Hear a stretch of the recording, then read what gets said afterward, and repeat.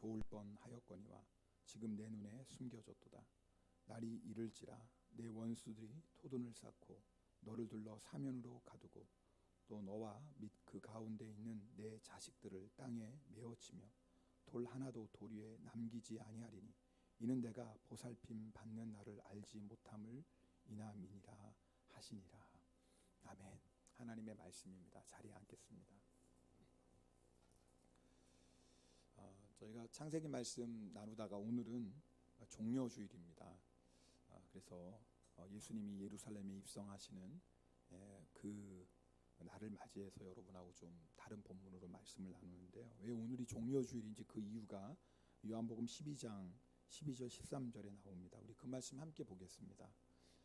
읽겠습니다. 그 이튿날에 명절에 온 큰 무리가 예수께서 예루살렘으로 오신다는 것을 듣고 종려나무 가지를 가지고 맞으러 나가 외치되 호산나 찬송하시로다.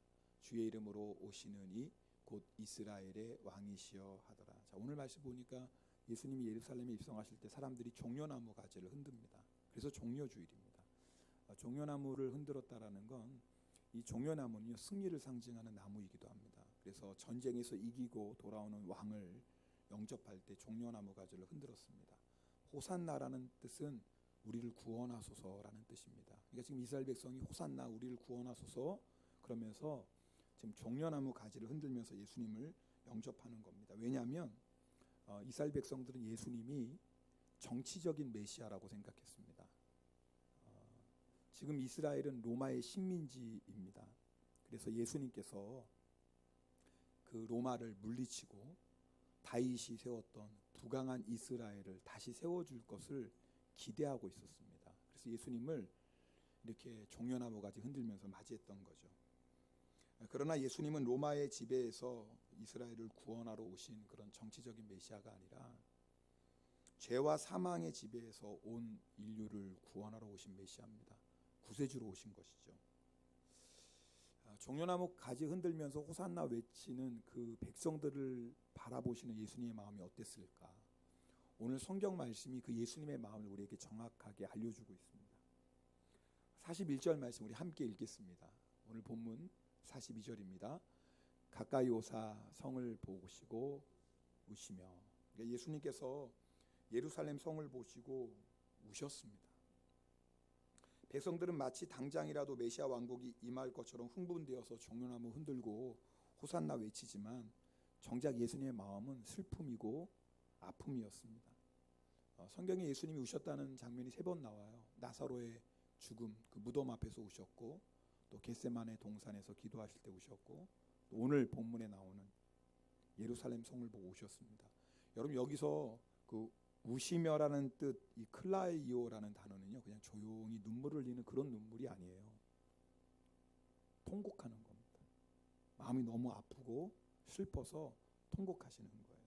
여러분 생각해 보세요. 한번 이 장면을. 지금 이스라엘 백성들은 종려나무 가지 흔들면서 호산나 외치는데 지금 예수님은 뭐 하고 계세요? 통곡하세요. 정말 이게 너무 안 어울리는 장면 아닙니까? 왜 예수님께서 무엇 때문에 이렇게 통곡하셨을까요? 예수님의 통곡의 이유는 3가지입니다. 오늘 그것을 여러분하고 좀 나누려고 해요. 첫 번째는 죄 때문입니다. 예루살렘은 이스라엘 백성 전체를 상징합니다. 예수님께서 예루살렘 성을 보시고 우신 것은 이스라엘 백성의 죄를 보고 오신 거예요. 여러분, 죄를 보고 오신 예수님의 그 눈물이 우리에게 주시는 메시지가 있습니다. 그것은 뭐냐면 자신의 죄 때문에 울어야 한다는 거예요. 그럼 우리가요, 우리 죄 때문에 울 수 있어야 합니다. 교회가 코로나 사태로 인하여서 어려움을 겪은 거 여러분도 뭐 잘 아십니다. 사실 교회를 담임하고 섬기는 목사로서 신경이 많이 쓰였습니다. 제가 그 전에 소화제를 먹었던 적이 있었나 기억이 별로 없어요. 그런데 정말 2주 가까이 평생 아마 먹을 소화제를 다 먹은 것 같습니다. 그만큼 신경이 많이 쓰였다는 거죠. 근데 그 기간에 하나님이 참 저를 많이 울게 하셨습니다. 코로나 사태 때문에 운 것도 아니고 또 일로 교회가 또 이렇게 소문이 나고 뭐 어려움을 당해서 그래서 운 게 아닙니다. 저의 죄 때문에 그렇습니다. 여러분하고 고백했지만 하나님이 저의 교만함을 보게 하시고 그리고 많이 울게 하셨습니다. 그리고 우리의 죄 때문에 울게 하셨습니다.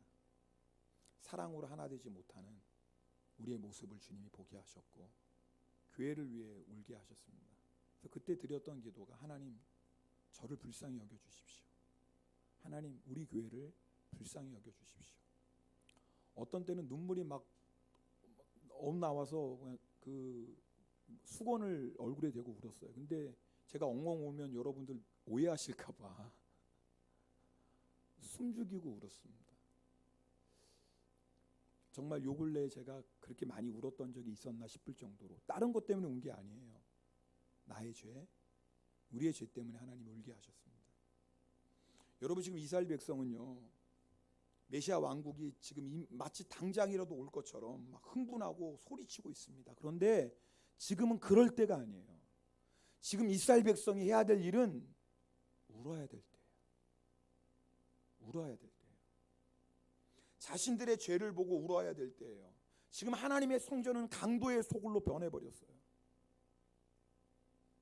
그런데 울어야 될 때 지금 이스라엘 백성이 흥분하고 웃고 떠들고 있어요.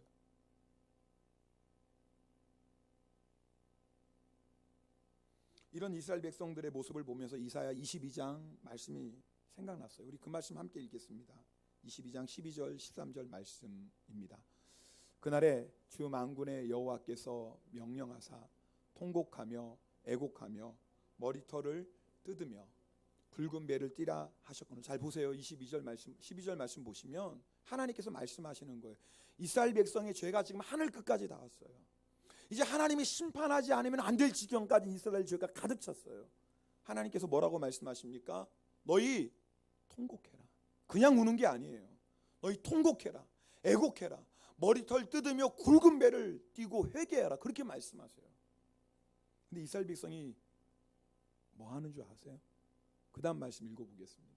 읽겠습니다. 너희가 기뻐하며 즐거워하여 소를 죽이고 양을 잡아 고기를 먹고 포도주를 마시면서 내일 죽으리니 먹고 마시자. 참 기가 막힌 일이 일어나는 거예요. 하나님은 통곡하라고 하시는데 하나님은 울며 회개하라고 하시는데 이스라엘 백성 뭐예요? 소 잡아 먹고 양 잡아 먹고 포도주 마시며 뭐 하는 거예요 지금? 먹고 마시고 즐기고 있어요. 여러분 아무리 악한 죄인이라도요 회개하면 용서해 주십니다. 주님의 보혈이 씻어주지 못할 죄가 없습니다.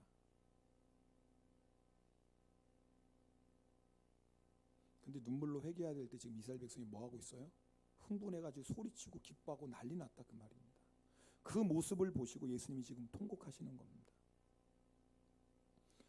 성도 여러분, 여러분 죄 때문에 통곡하신 적 언제인지 기억나십니까? 여러분, 여러분의 죄 때문에 이렇게 막 통곡하며 우신 적이 언제인가요? 목사님 저는 뭐 울며 회개할 정도로 죄 지은 적 없습니다 라고 말씀하시는 분도 있겠죠. 맞습니다. 울며 회개할 정도로 죄를 지은 적이 없는데 어떻게 울겠어요? 하물며 뭐 통곡이 어떻게 나오겠어요? 큰 죄, 작은 죄가 있는 건 분명해요. 그러나 우리들이 꼭 알아야 될 것이 있습니다. 큰 죄든 작은 죄든 모든 죄는 하나님과 우리 사이에 담이 됩니다. 모든 죄는 그것이 크든 작든 하나님의 마음을 아프게 합니다. 그래서 하나님을 바라보는 사람은요, 겸손하게 하나님 앞으로 나아가는 사람은요, 그리고 하나님을 사랑하는 사람은요, 작은 죄에도 눈물을 흘리며 회개합니다. 제가 어느 목사님 책에서 읽었는지 아니면 설교 가운데 들었는지 그건 잘 기억이 안 나는데요. 이 목사님이 이제 예배를 인도하시고 하는데 그 5살 난 꼬마 아이가 기도하면 막 눈물을 흘리는 거예요. 그 모습이 기특하기도 하고 또 신기하잖아요. 그래서 예배가 끝나고 물었어요. 너 왜 그렇게 기도하며 울었니? 그랬더니 5살 난 꼬마 아이가 하는 말이 자기가 지은 죄 때문에 울었다는 거예요. 더 궁금한 거예요. 도대체 5살 그 꼬마 아이가 무슨 죄를 졌길래 저렇게 눈물을 흘리며 회개할까? 물었더니 엄마의 허락 없이 사탕을 먹지 말라고 했는데 엄마 몰래 사탕을 훔쳐 먹었다라는 거예요. 그래서 너무 마음이 아파서 회개하며 울었다는 거예요. 여러분 어때요? 5살 난 꼬마니까 순수하니까 정말 죄 아닌 것 가지고도 우는구나 그렇게 생각하십니까? 그렇지 않아요. 엄마 말 어기고 엄마 속이고 사탕 훔친 그것도 죄예요. 다른 사람 아니고 엄마 말 안 들었으니까 무슨 죄야. 내가 다른 사람 속인 것도 아니고 뭐 엄마 속인 게 무슨 죄야. 다른 것도 아니고 돈 훔친 것도 아니고 사탕 훔친 게 뭐 죄야. 그렇게 생각하십니까? 제가요 그 주님을 인격적으로 만났을 때 주님이 제가 지었던 죄들 하나하나 다 보여주셨거든요. 근데 그 중에 제가 어머니 주머니에서 그 100원이죠. 100원도 아니었던 것 같아요. 10원이었던 것 같아요. 뭐 이렇게 구멍가게 가서 이렇게 뭐 그 쫀득이 같은 거 사 먹으려고. 근데 그것도 주님이 저한테 보여주시더라고요. 그 10원 훔친 것도요. 10원인지 100원인지는 잘 기억이 안 나요. 근데 하여튼 그 엄마 지갑에서 그거 쫀득이 사 먹으려고 그거 훔친 것도 하나님 저에게 선명하게 생각하는 거. 이것도 죄다?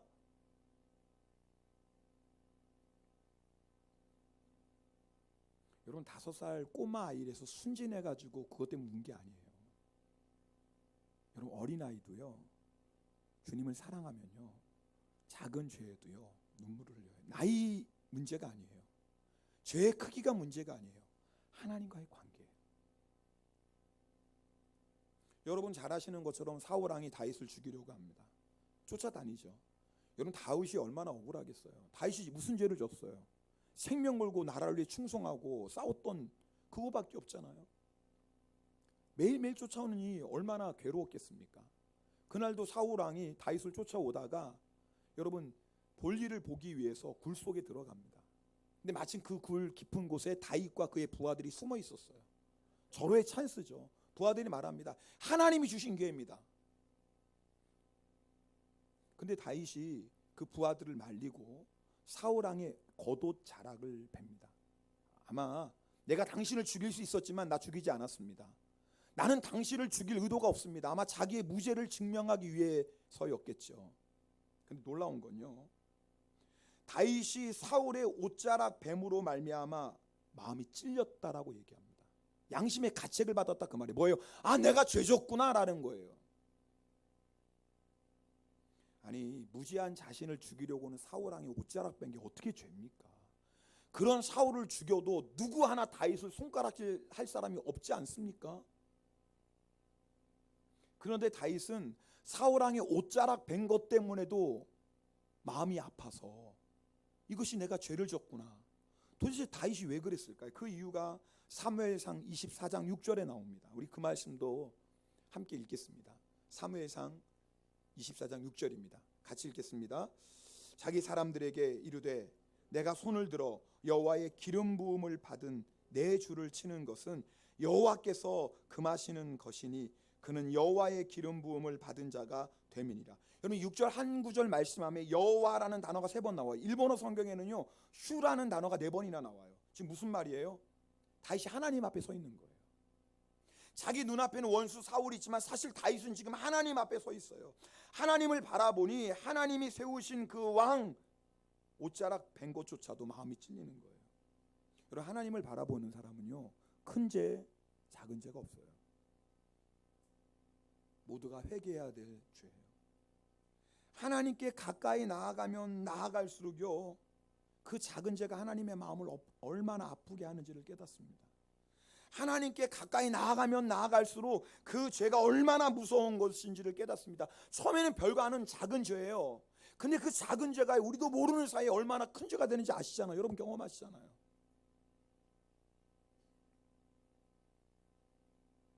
여러분 우리가 나의 죄 때문에 울 수 있어야 됩니다.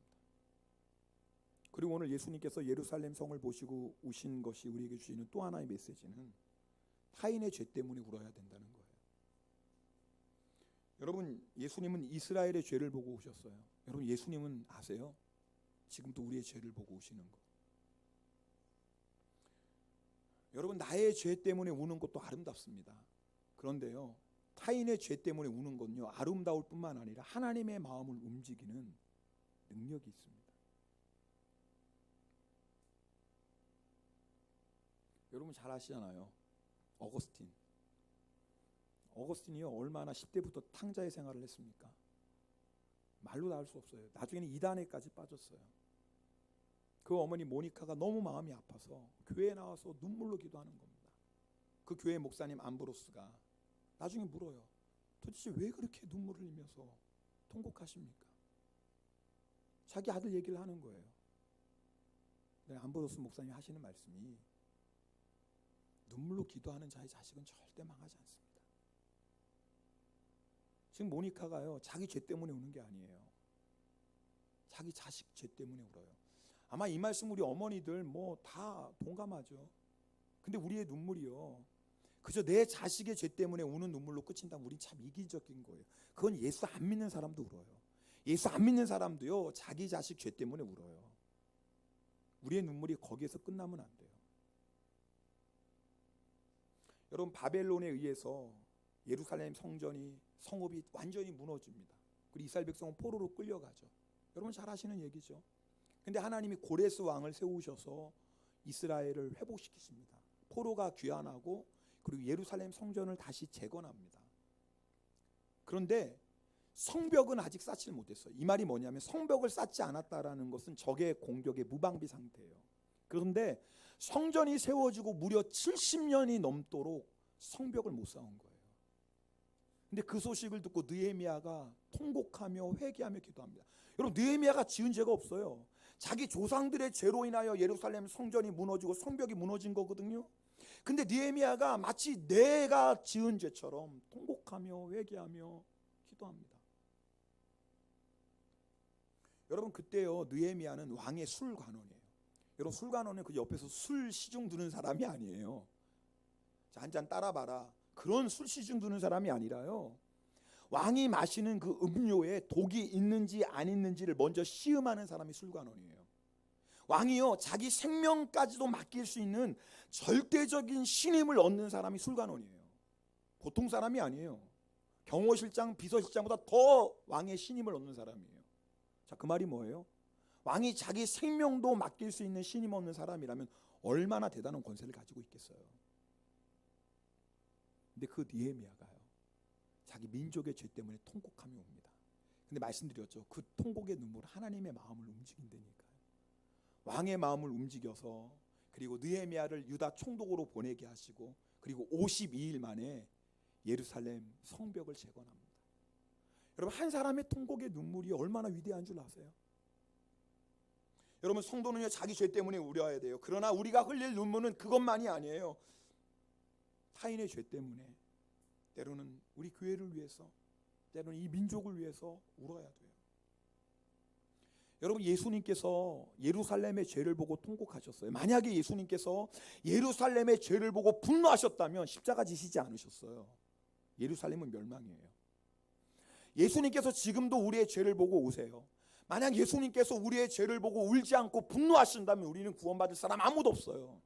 다 지옥의 심판이죠.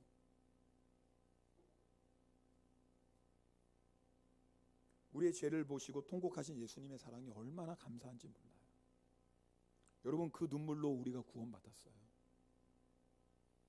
이 은혜를 받은 사람은요 타인의 죄를 위해서 울어요. 그것이 예수님의 사람이에요.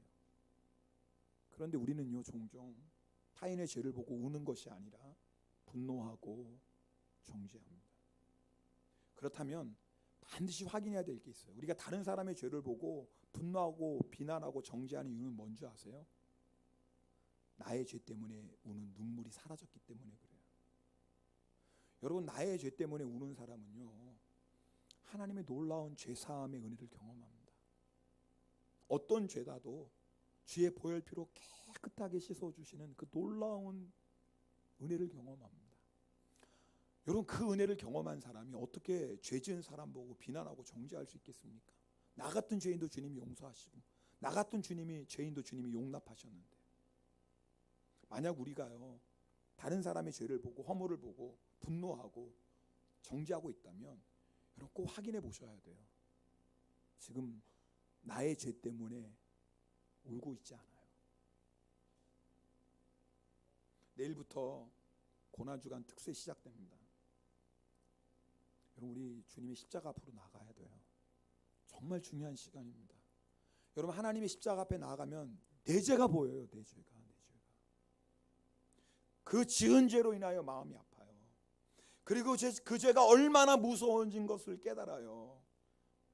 그리고 눈물로 회개하게 돼요. 여러분, 그게요 진짜 은혜예요. 내가 지은 죄 때문에 울 수 있는 게 은혜고 축복입니다. 여러분, 그렇게 우리가 나의 죄 때문에 눈물로 기도하면 주의 성령께서 반드시 우리를 그 다음 단계로 인도하세요. 다른 사람의 죄를 위해 울게 하세요. 여러분, 그럴 때 우리는 더 큰 십자가의 은혜와 사랑을 경험하게 됩니다. 두 번째, 예수님이 우셨던 이유가 있습니다. 무지 때문에 우셨어요. 자, 우리 42절 말씀이요, 우리 함께 읽겠습니다. 우리 42절 말씀 같이 읽겠습니다. 이르시되 너도 오늘 평화에 관한 일을 알았더라면 좋을 뻔하였거니와 지금 내 눈에 숨겨졌도다. 자, 우리 앞에 말씀 보세요. 너도 오늘 평화에 관한 일을 알았더라면 좋았을 겁니다. 자, 이 말은 뭐예요? 지금 이스라엘 백성이 평화에 관한 일을 뭐하여요?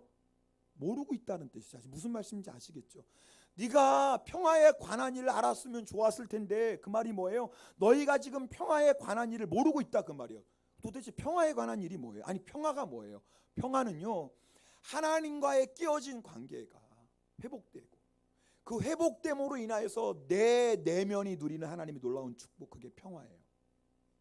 다시요, 여러분, 평화는요, 하나님과의 끼어진 관계가 회복되고 그 회복됨으로 말미암아 내 내면에서 누리는 놀라운 축복, 그게 평화예요.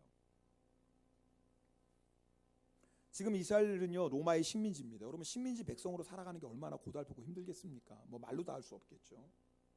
그래서 지금 이스라엘 백성들은요, 로마의 지배에서 벗어나면 그러면 참된 평화를 누릴 거라고 생각해요.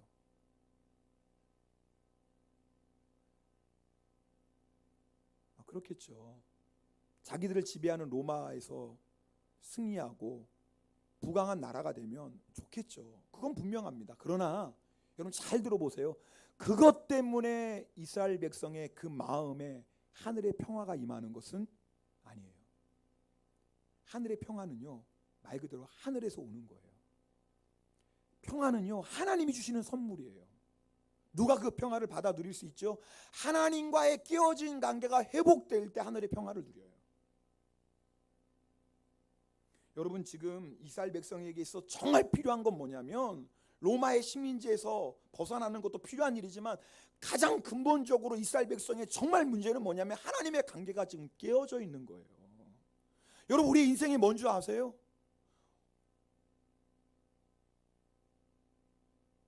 이거 아니에요. 목사님, 내가 돈이 너무 없습니다. 그것 때문에 우리가 힘들죠. 목사님, 내가 육체적으로 너무 약하고 병들었습니다. 그것도 큰 문제죠. 내가 인간관계에 너무 힘든 거, 그것도 큰 문제죠. 그러나 여러분, 우리의 삶의 가장 근본적인 문제가 뭔지 아십니까? 하나님과의 관계가 깨어져 있는 거예요. 하나님과의 관계가 깨어져서 지금 이스라엘 백성은 뭐예요? 하나님께 예배드리는 성전이 강도의 소굴로 변했어요. 여러분, 생각해 보세요. 하나님을 예배하는 성전이 강도의 소굴로 변했는데 그곳에 하나님의 임재가 있겠습니까? 여러분, 하나님의 임재가 없는 곳에서 어떻게 평화를 누리겠습니까? 아니, 하나님의 성전에서 하나님을 예배할 때 그 시간조차도 여러분 평화를 누리지 못하는 사람이 매일매일의 일상생활에서 평화를 누리겠습니까? 하나님의 평화를 누리지 못하는 삶은요, 걱정과 두려움, 분노와 그리고 허무함입니다. 여러분, 우리의 심령이 왜 이렇게 공고한 줄 아십니까? 왜 내 마음에 평안도 없고, 왜 기쁨도 없고, 왜 이렇게 자꾸 내 안에 분노가 올라오고, 왜 이렇게 인생이 자꾸 허무할까? 우리는 자꾸 이스라엘 백성처럼요, 밖에서 찾아요. 아니에요, 여러분, 절대 그렇지 않아요. 여러분, 밖으로 아무리 부족함이 없이 만족한다 할지라도 하나님의 관계가 끼워진 사람은 절대 하늘의 평화를 누릴 수가 없어요. 그런데 이스라엘 백성은 자기들의 인생의 문제, 이 공허함이, 이 괴로움이, 자기 안에 있는 분노가 외적인 거라고 생각했어요.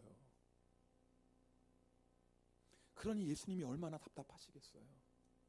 그 모든 문제를 해결해 주실 수 있는, 하나님과의 깨어진 관계를 회복시켜 주실 수 있는 그분이, 그 예수 그리스도가 지금 자기들의 눈앞에 있는데, 그 예수님 앞에 자기들의 죄를 회개하고 예수님을 영접하기만 하면 어떤 상황 속에서도 능히 이길 수 있는 하늘의 평화가 임하는데, 그걸 모르는 거예요. 지금 그걸 몰라요. 여러분, 이게 우리들의 모습 아닙니까? 여러분, 어디에서 평화를 찾으십니까? 아니, 무엇 때문에 지금 여러분의 마음이 공고하고, 무엇 때문에 걱정 염려가 많고, 무엇 때문에 내 마음에 이게 분노가 막 올라오고, 여러분, 그 이유가 어디에 있다고 생각하십니까? 여러분, 속지 마세요. 네, 환경 문제 있죠. 사람과의 관계 아픔이 있죠. 그러나 그것 때문에 우리 안에 있는 평화를 잃어버리는 게 아니에요. 지금 하나님과의 관계에 뭔가 문제가 생겼어요. 이스라엘 백성은 그걸 모르는 거예요. 그래서 예수님이 우셨어요.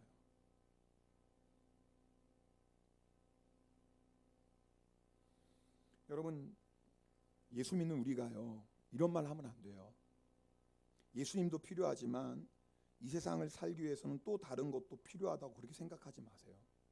다시요. 예수님도 필요하지만 이 세상을 살기 위해서는 또 다른 것도 필요해라고 생각하지 마세요. 속지 마세요. 여러분, 우리가 예수님 외에 다른 그 무엇이 부족해서 이렇게 지금 걱정과 두려움과 공허함 가운데 살아가는 게 아니에요.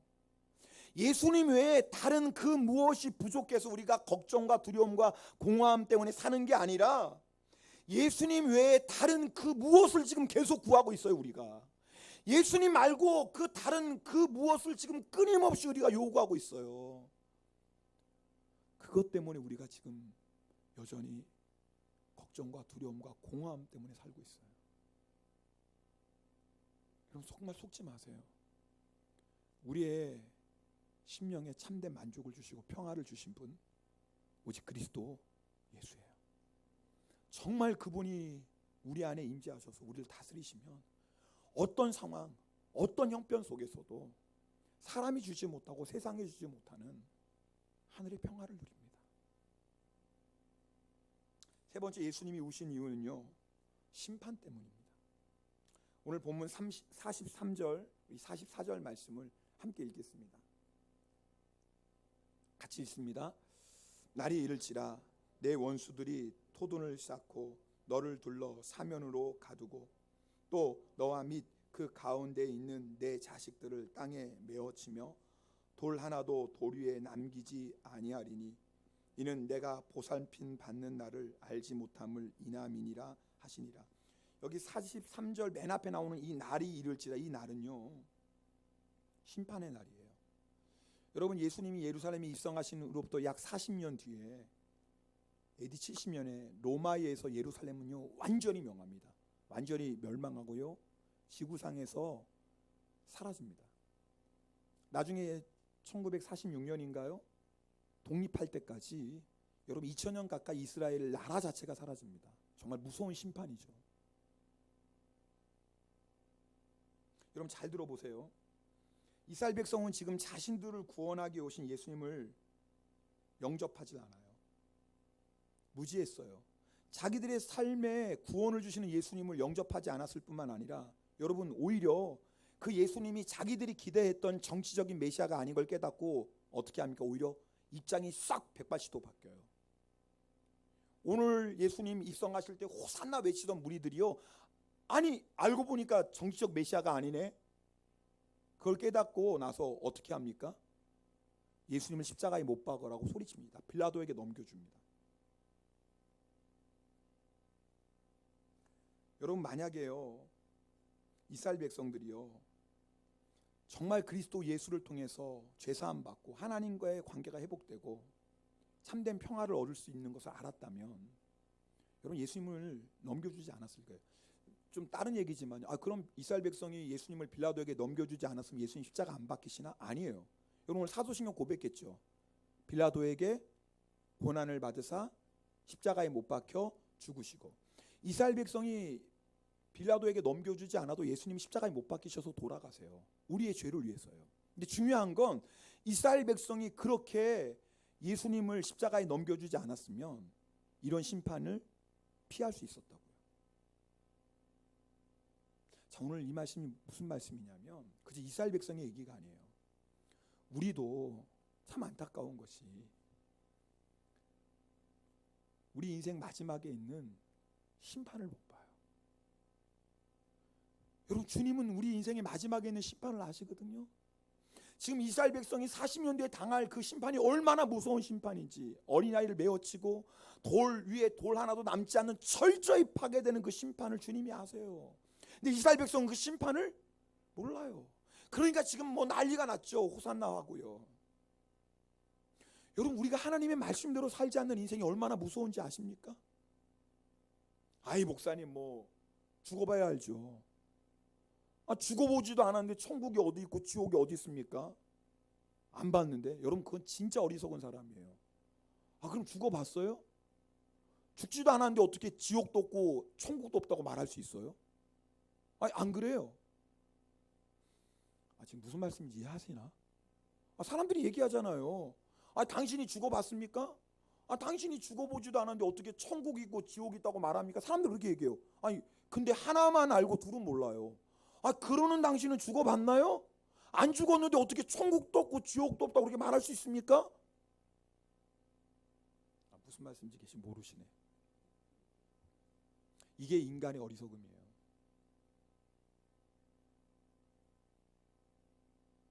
지금 예루살렘에 입성하시는 예수님의 방문은요, 이스라엘에게 있어서 마지막 구원의 기회예요. 마지막 구원의 기회라는 말은 뭐예요? 이 기회를 놓치면 이제는 뭐가 있어요? 심판이 있는 거예요. 하나님은 사랑의 하나님이세요. 하나님은 한 사람도 멸망하지 않길 원하세요. 그래서 끝까지 참으시면서 회개의 기회를 주세요. 여러분, 회개의 기회를 주신다는 말씀에 가지고 있는 뜻은 뭔지 아세요? 그 회개의 기회를 놓치면 이제는 뭐예요? 심판이 있다는 거예요. 성령님은 우리에게 회개의 감동을 주십니다. 아마 여러분도 지난 일주일 동안에 회개의 감동을 느끼셨을 거예요. 그럼 어떻게 해야 돼요? 빨리 회개해야 돼요. 근데 우리가 회개의 감동이 와도 회개하지 않으면 성령님 우리 안에서 뭐 하십니까? 근심하십니다. 그래서 우리 안에 평안도 없고 내 삶에 기쁨도 없는 거예요. 공고한 거예요. 왜요? 내 안에 계신 성령님이 근심하십니까? 그럼 여러분, 우리가 어떻게 해야 돼요? 빨리 회개하죠. 근데 그럼에도 불구하고 회개하지 않으면 우리 마음이 점점 어떻게 돼요? 완악해지기 시작합니다. 점점 강팍해집니다. 예수 믿고 싸나운 사람 될 수 있습니다. 오늘 제가 이렇게 오래간만에 보는, 또 처음 오는 분도 계시는데 죄송해요. 우리 이러면 예수 믿으면 착한 사람들밖에 없어 이렇게 말씀을 드려야 되는데 사실은 그것은 아니고요. 예수 믿어도 싸나운 사람 많아요. 제가 이 말 잘못했는 것 같다. 교회 처음 오셨는데. 여러분, 그러나 예수 믿는 사람만 싸납다고 얘기하는 건 아니에요. 사람은 다 똑같다는 말씀 드리는 거예요. 제가 뭐 예수 믿는 사람이라서 더 싸납다는 게 아니라요. 예수 믿어도 내 안에 성령께서 회개하에 감동을 주시고 근심하심에도 불구하고 끝까지 고집 부리고 회개하지 않으면 사람이 싸나워집니다. 완악해지고 강팍해져요. 심지어는 그러다가 믿음을 떠나기도 하죠. 여러분, 왜 이 고난주간이 중요한 줄 아십니까? 하나님 앞에 아직 결단하는 거예요. 회개하기로 결단하는 거예요. 그리고 나의 완악하고 굳어진 마음, 주님 앞에 정말 가슴을 치며 회개하셔야 돼요. 여러분, 그 시간이 바로 이 고난주간이에요. 여러분, 이때 우리가 나의 완악함과 나의 강팍함을 회개하지 않으면 언제 회개하시겠어요? 여러분 가운데 아직도 예수님을 영접하지 않은 분이 있다면 여러분, 뒤로 미루지 마세요. 오늘이 그 기회예요. 여러분, 오늘 어떻게 우연히 교회에 나왔겠습니까? 아니에요. 하나님이 여러분을 사랑하셔서 교회로 부르신 거 아니에요. 오늘 제가 일부러 오늘 새로운 분 왔다 이 말씀 드리는 게 아니에요. 설교 원고에 있는 내용이에요. 하나님이 오늘 구원의 기회를 주시는 거예요. 뒤로 미루지 마세요. 아직도 멀었지, 아직도 예수 믿을 기회 많어. 아니에요. 내일은 아무도 몰라요. 하나님이 주시는 기회를 놓치시면 안 돼요. 그러나 이 말씀은 예수 안 믿는 사람들에게만 주시는 말씀이 결코 아니에요. 이미 예수는 믿지만 여전히 성령의 근심하심을 느끼면서도 회개하지 않는 우리에게도 주시는 동일한 하나님의 말씀이에요. 예수님께서 우리에게 심판을 말씀하시는 건 우리를 정말 심판하시려는 게 아니에요. 부모가 자녀에게 너 그럼 맞아 라고 말하는 건 때리려는 게 아니에요. 회개하라는 거예요. 너 그러면 맞아 말하는 건 때리고 싶지 않은 거예요. 용서해주고 싶은 거예요. 여러분, 예수님께서 심판을 말씀하시는 건 정말 우리에게 심판하시길 위함이 아니에요. 심판하시면 말할 것도 없어요. 그냥 심판하시면 돼요. 우리가 죄인인데요. 할 말이 어디 있어요? 심판을 말씀하시는 건 우리를 용서하시기 위해서 그래요. 통곡하시기까지 우리를 사랑하시는 예수님이세요. 회개가 모든 것의 시작입니다. 여러분, 죄 때문에 울면 살아요. 나의 죄 때문에 우는 사람은 예수님 반드시 만납니다. 그리고 참된 평안을 얻습니다. 언제 죽음의 순간이 와도, 참된 평화를 누리는 사람은 언제 마지막 순간이 와도 절대 두렵지 않아요. 왜? 그 마지막은 심판이 아니라 구원이기 때문에 그래요. 그 마지막은 지옥이 아니라 천국이기 때문에요. 주님을 만나고 주의 평강을 누리는 사람은요, 그 마지막 순간이 언제여도 두렵지가 않아요. 내일부터 시작되는 고난주간 특세 기도 제목 딱 하나예요. 한번 따라해 볼까요? 죄 때문에 울게 하소서. 죄 때문에 울게 하소서. 오늘 설교 제목입니다. 여러분, 이번 고난주간 특세 다른 기도 제목 하지 마세요. 죄 때문에 울게 하소서.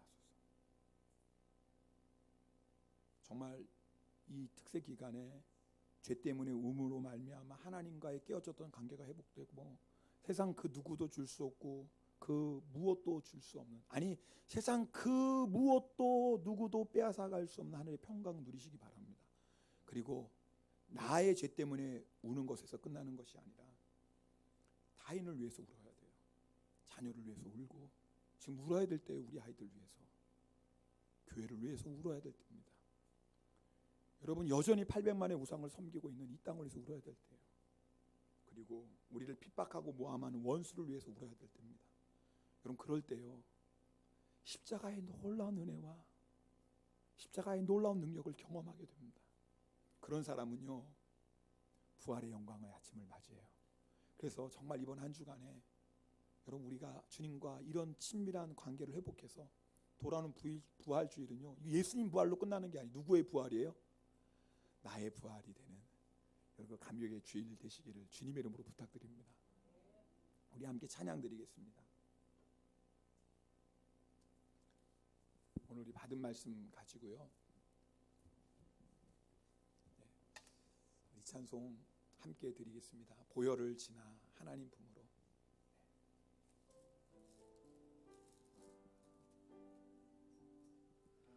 보혈을 지나